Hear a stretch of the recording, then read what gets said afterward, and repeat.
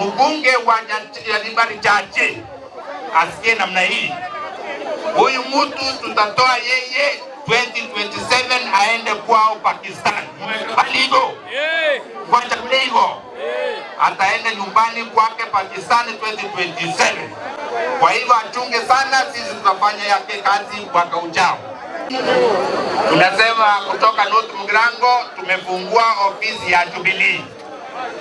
Hii ofisi sasa itaanza kuhudumia watu wetu, watajiandikisha hapa ndani, watakuja kupata information ya Jubilee, lakini mwisho kabisa na ya muhimu watajua yale ambayo Fred Okengo Matiang'i anafanya kwa kampeni zake na sera zake.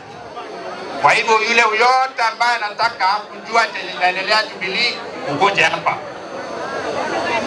Mwisho tunasema kutoka hapa North Mugirango kuna watu ambao wameanza kuleta vurugu hapa Kisii, na nataka watu wa habari wasikize hivi.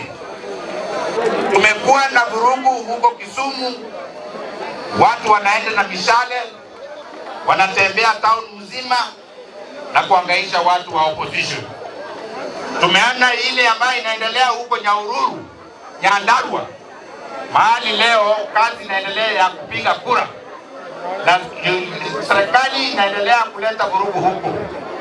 Hapa Kemosi huyu ambao ni chairman wetu, the other day alishikwa kutoka kwake, akachukuliwa kotini bila kitu, bila sababu, na sisi tunataka kusema hivi na